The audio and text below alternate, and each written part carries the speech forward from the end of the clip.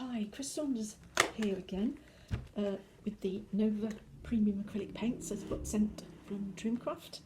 I thought I'd do a very quick watercolour for you today using these paints. I'm going to use the blue, which I've got a choice of colours. I've got Peacock, Azure. What else do we have here? Sapphire, Denim and Violet. Well, I've chosen the denim for this one. I'm going to do a quick watercolour picture. In this pack you get 3 free brushes, and I'm probably going to use one of the flat top brushes that you get. We get 2 flat tops and we get 1 pointy one. There we go. And that's good for detail. May use that later. I'm going to use one of these flat tops for now, perhaps a smaller one.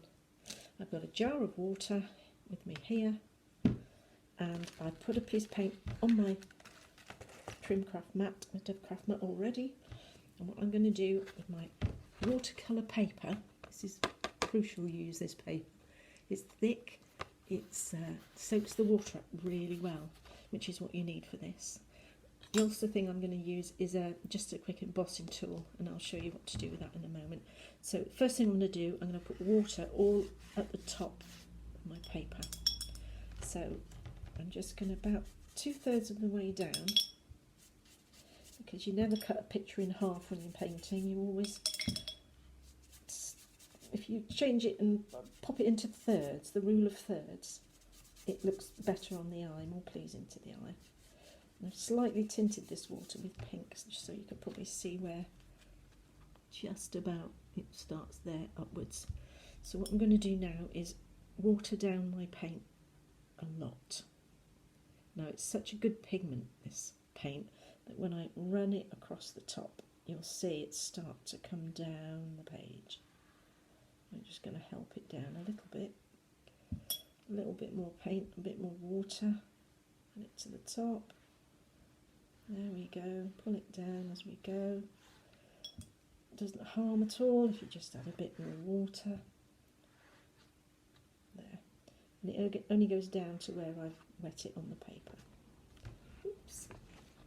There. What I'm going to do is make that bottom bit a bit darker and just drop a bit more paint into that part. There. Okay.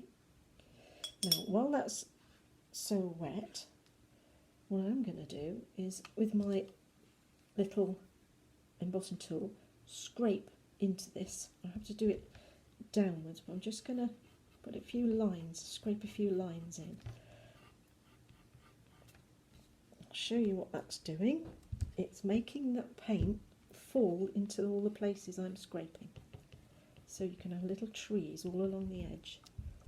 Okay, and with the top bit, I'm going to get a piece of tissue, wrap it around my finger, and I'm going to dab the top of my picture. Now this will take a little bit of the paint off, okay, just a little bit. Keep cleaning your tissue and turning it round just to take a little bit of the paint off. And what you should end up with are clouds. There, a few little clouds at the top. If you want to make them a bit more defined, I'll just work that bit off the bottom of there. You can add some white acrylic paints. Now there is white in the set, so if I get the white out, I don't think I've opened the white yet. I'll just take a look. No, I haven't. So I'm going to have to punch a hole in the top and just pop a little bit of white. Oh, didn't quite press hard enough. I mean, a little bit of white. Oh gosh, that's loads. Onto my mat. And then to make the clouds more defined, another piece of tissue paper, wrap it around your finger and press your finger in to the paint. If you push against the paint, you'll end up with a little bit of white paint against your fingernail. Then what you can do is dab the card stock that you've painted and push that paint onto the paper, and where your fingernail makes a mark, it looks like the clouds. Okay, so we'll just carry on doing that a little bit further over. I'll just do a few more and then I'll show you. I'll lift it up to show you. Very quick process, you don't have to worry about it too much, just to give the impression there's a few clouds on there. There we go. Bring a couple down. Nicely defined white paint this is. It's really white. Perfect for this sort of thing. There. So there we've got some white clouds. Okay. The next bit at the bottom is what they call probably a dry brush technique, where literally you do dry your brush. Ish. Okay. I've got a fairly dry brush now. Put it on there. I need to pick up some paint, not too much, I mean very little, and literally just run it across the paper. And where it picks up some of the bobbles on the surface of the card, it just makes a mark. Okay, so a little bit more water, a little bit more paint, and then I'm just literally going to go across.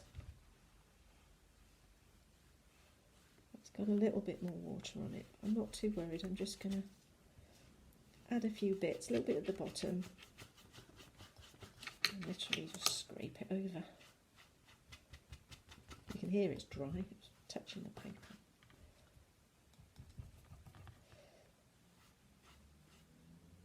If you also, when you're painting, add a little bit more colour at the bottom and the sides, it does make your eye look into the picture, if you like.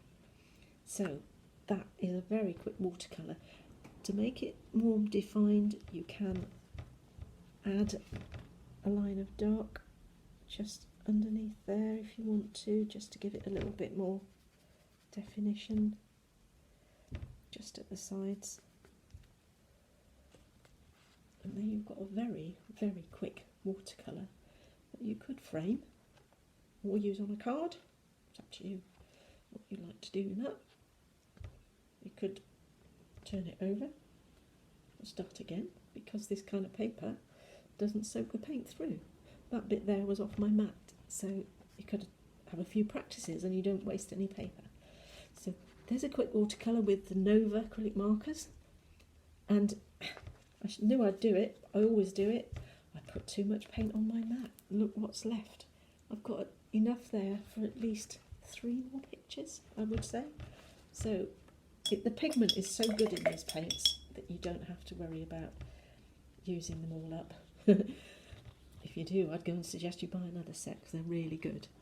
Thanks for watching, and I'll be back with some more tips later. Bye.